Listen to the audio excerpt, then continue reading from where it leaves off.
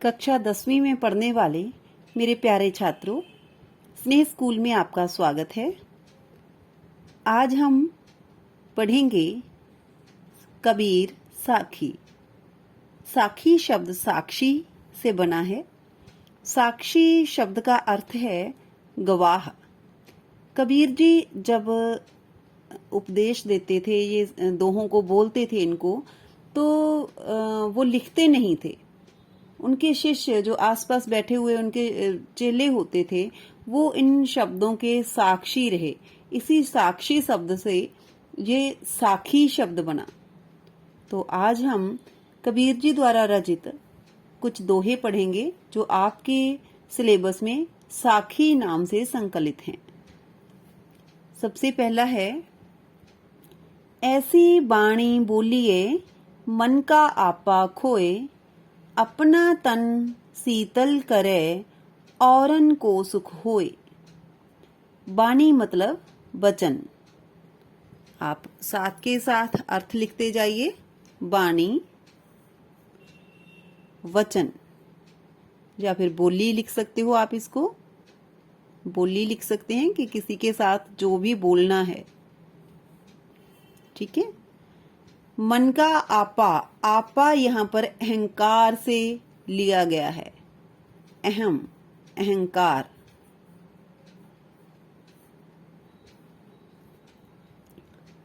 खोए मतलब बिना, या मन का आपा खोकर। अपना तन शीतल, शीतल का अर्थ है शांत। औरन को सुख होए, औरन मतलब औरों को।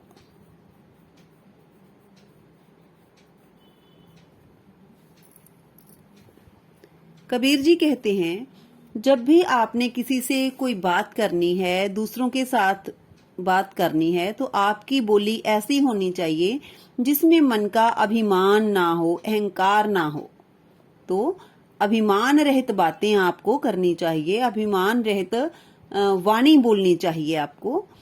अपना तन शीतल करे, इस प्रकार आपका अपना मन तो शांत रहेगा ही, सामने वाले को, औरों को, सुनने वालों को भी सुख मिलेगा, वे भी खुश रहेंगे। अर्थात अगर आप अभिमान रहित बातें करेंगे तो ना तो सामने वाला हर्ट होगा, सामने वाले को दुख नहीं होगा, और आपका खुद का मन भी शांत रहेगा। अगले दोहे पर चलते हैं। कस्तूरी कुंडली बसे। कुंडली, कुंडली का मतलब नाभि।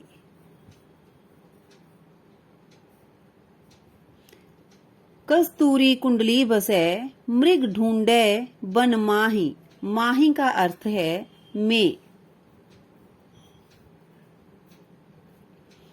ऐसे घट घट राम हैं, दुनिया देखे नाहे। कस्तूरी कुंडली बसे, मृग ढूंढे बन माही। ऐसे घट घट राम हैं, दुनिया देखे नाहे। कस्तूरी एक प्रकार का सुगंधित पदार्थ रहता है, सुगंधित पदार्थ है जो मृग की नाभि में, नाभि आप समझते हैं, नेवल कहते हैं इसको इंग्लिश में। कस्तूरी जो है वो मृग की नाभि में होती है। बड़ी सुंदर खुशबू आती है उससे। आजकल उसको परफ्यूम बनाने में यूज किया जाता है। कस्तूरी मृग की नाभि में होती है, उसमें से खुशबू आती रहती है और मृग को पता ही नहीं चलता कि ये खुशबू आ कहाँ से रही है। उसको ये पता ही नहीं है कि मेरे अंदर से ही खुशबू आ रही है। वो उस खुशबू को देखने के लिए पूरा जंगल छान मारता है, ढूंढता रहता है, झाड़ियों में मुंह डाल डाल के सूंघता है, जख्मी भी हो जाता है, पर उसको समझ में नहीं आता कि खुशबू आ कहाँ से रही है। अपने अंदर उसको अज्ञान है कि अब खुशबू मेरे अंदर से ही आ रही है। इस बात का उसे पता ही नहीं है। इसी बात की उदाहरण देते हुए वो कहते हैं, ऐसे घट घट राम है, उसी प्रकार राम मतलब भगवान, परमात्मा घट घट, घट घट मतलब हर एक प्राणी के मन में रहते हैं, हर एक जीव जंतु में रहते हैं। ठीक है, दुनिया के कण कण में रहते हैं। उसी प्रकार दुनिया परमात्मा है जो वो हर एक चीज के अंदर रहते हैं, सृष्टि के कण कण में रहते हैं। दुनिया देखे ना ही, और दुनिया उसको ढूंढ ही नहीं पाती। अर्थात परमात्मा हमारे खुद के अंदर ही रहते हैं। हम मृग की भांति उसको अपने अंदर तो तलाश नहीं करते, कहीं मस्जिद में, कहीं मंदिर में, कहीं कहीं पहाड़ों में, कहीं कहीं जाकर हम उसको ढूंढते रहते हैं। तो परमात्मा को प्राप्त करना है तो पहले हमें अपने अंदर झांकना होगा, वो हमें अपने अंदर से ही मिल जाएंगे। अदरवाइज परमात्मा संसार के कण कण में है। हम अगर वो हमें अपने अंदर दिख गए, अपने अंदर हमने उसे पा लिया, तो हमें वो परमात्मा के कण सृष्टि के कण कण में भी दिखाई देंगे। अगला दोहा, जब मैं था तब हरि नहीं, अब हरि हैं मैं नाही, सब अंधियारा मिट गया, जब दीपक देखा माही। कहते जब मैं का अर्थ है घमंड। जब मेरे अंदर घमंड था तब हरि नहीं, तब मैं परमात्मा की भक्ति में लग ही नहीं सका। अर्थात जो घमंड है वो परमात्मा को प्राप्त करने के रास्ते में सबसे बड़ी रुकावट है। जब मैं था तब हरि नहीं, जब तक मेरे अंदर घमंड था मैं परमात्मा को पा ही नहीं सका। अब हरि हैं मैं नाही, और हरि मतलब भगवान। ठीक है। और एक बार जब परमात्मा की भक्ति की लगन लग जाती है तो अहम खत्म हो जाता है, हमारे अंदर से घमंड का नाश हो जाता है। तो इसीलिए कहते हैं कि अब हरि हैं। अब जब मैंने परमात्मा को पा लिया है, जब मैं उनकी भक्ति में लग गया हूं, तो मेरे अंदर घमंड, ठीक है, यहाँ पर मैं का अर्थ घमंड ही है, इधर हमने लिख लिया। अब मेरे अंदर घमंड जरा भी नहीं रहा, सब अंधियारा मिट गया, जब दीपक देखे माही। और मेरे अंदर का सब अंधियारा, यहाँ पर अंधियारा वैसे तो अंधकार होता है, लेकिन यहाँ पर इसका अर्थ है अज्ञान। मेरे अंदर का सारा अज्ञान समाप्त हो गया। मिट गया मतलब समाप्त हो गया, जब मेरे अंदर ज्ञान का दीपक जग गया। ठीक है। जैसे ही मेरे अंदर ज्ञान का प्रकाश हो गया, उस ज्ञान के प्रकाश से मेरे अंदर का सारा अज्ञान खत्म हो गया। क्योंकि जब तक मेरे अंदर घमंड था तब तक मैं परमात्मा को नहीं पा सका। एक बार जब भगवान की भक्ति की लगन लग जाती है तो अपने अंदर का अहम, अपने अंदर का घमंड नष्ट हो जाता है। और उसी घमंड के नाश होने पर जब हम अपने आप को तुच्छ समझने लगते हैं, अपने अंदर का घमंड खत्म करके, तो ज्ञान का प्रकाश होता है और उससे सारे अज्ञान की समाप्ति हो जाती है। तो यहाँ पर कबीर जी कहना चाहते हैं कि हमें विनम्र रहना चाहिए, घमंड से दूर रहना चाहिए। अब आगे लिखते हैं, दुखिया सब संसार है, खाए और सोवे, दुखिया दास कबीर है, जागे और रोवे। यहाँ पर कबीर जी सांसारिक सुखों को त्याग कर परमात्मा की भक्ति में लगने का संदेश देते हैं। ठीक है। उनके अनुसार वो कहना चाहते हैं कि संसार के जो लोग हैं वो खाने पीने और सोने को ही सुख मान लेते हैं।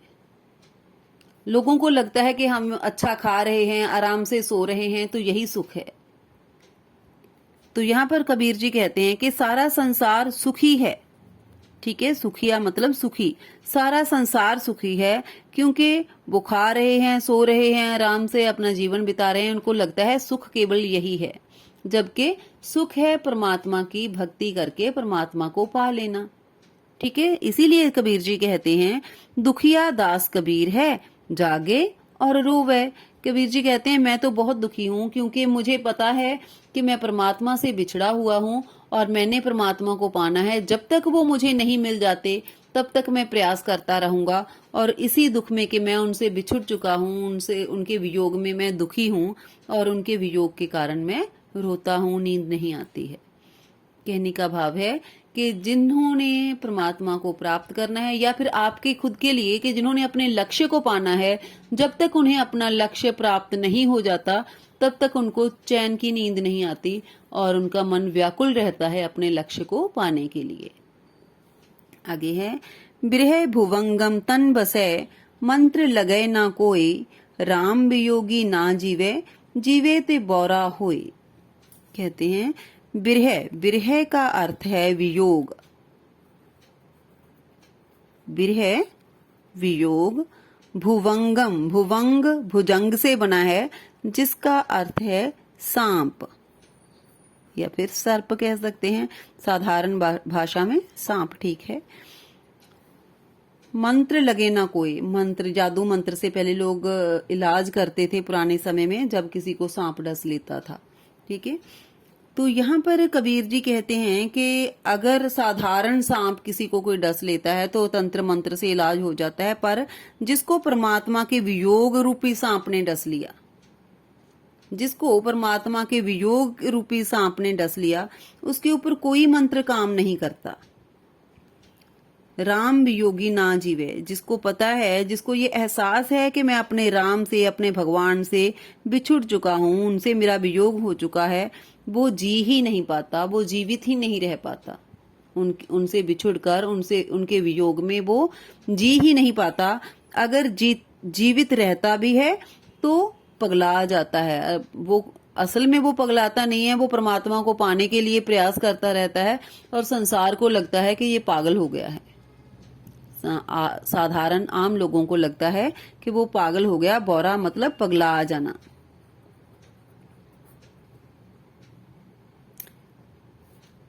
तो आगे चलते हैं।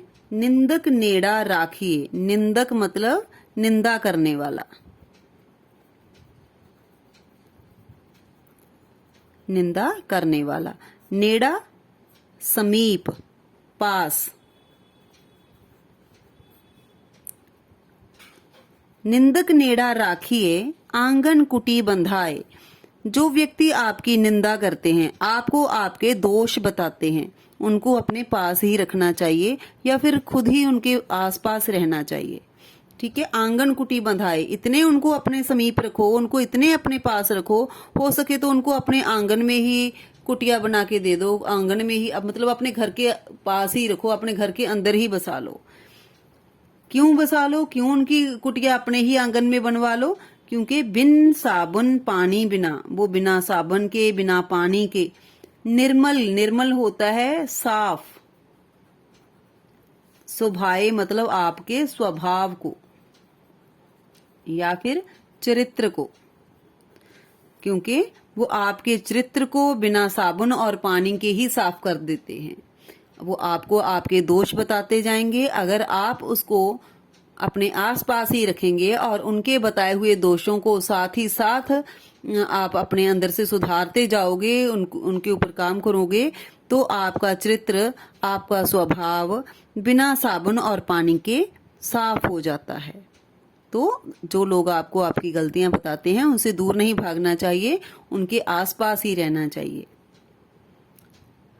अगले दोहे में लिखते हैं, पोथी पढ़ पढ़ जग मुआ, पंडित भया न कोई, एके आखिर पीव का, पढ़े सो पंडित हुए। पोथियां मतलब कि किताबें, पुस्तकें, बड़े बड़े ग्रंथ, ठीक है। जगमुआ आया और चला गया, मृत्यु को प्राप्त हो गया। पंडित का अर्थ है ज्ञानी। भया होता है हुआ। कहते हैं संसार में बहुत से लोग आए, बहुत से लोगों ने बड़े बड़े ग्रंथ पढ़े, पढ़कर संसार से विदा ले चुके, मर चुके, लेकिन उनमें से कोई भी ज्ञानी ना बन सका। कहने का भाव है कि जब तक आप चाहे जितने मर्जी ग्रंथ पढ़ लो, जब तक आप उन ग्रंथों का सार, परमात्मा के नाम का सार या उनसे प्रेम करना जो वो सिखाना चाहते हैं वो नहीं सीख पाते, तब तक उन ग्रंथों का कोई लाभ नहीं है पढ़ने का। एके आखर पीव का पढ़े सो पंडित होए, लेकिन परमात्मा के नाम का एक ही अक्षर जिसने रट लिया, जिसने उस नाम का सार तत्व जान लिया, जिसने ये जान लिया कि परमात्मा की भक्ति का अर्थ है उसकी बनाई हुई सृष्टि का कल्याण चाहना, हर एक के साथ प्रेम करना, कण कण में उस परमात्मा को देखना और उसकी बनाई हुई सृष्टि से प्रेम करना। जिसने इस अक्षर को जान लिया, जिसने एक ही अक्षर राम का नाम जान लिया, उसका सार तत्व जान लिया, अक्षर में सबसे बड़ा ज्ञानी वही होता है। उसे कोई और पोथियां पढ़ने की, कोई और ग्रंथ पढ़ने की जरूरत ही नहीं रह जाती, क्योंकि संसार के सारे ग्रंथ आपको सृष्टि से प्रेम करना सिखाते हैं, संसार से प्रेम करना सिखाते हैं, बिना किसी भेदभाव के। आखिरी दोहा, हम घर जाल्या आपना, लिया मुराड़ा हाथ, अब घर जालौं तास का, जे चले हमारे साथ। सुनने में आपको थोड़ा अटपटा लग रहा है। लिख रहे हैं, जाल्या का अर्थ है जला देना, अपना मतलब स्वयं का, खुद का, मुराड़ा होती है जलती हुई लकड़ी, हम इसको मशाल लिख सकते हैं।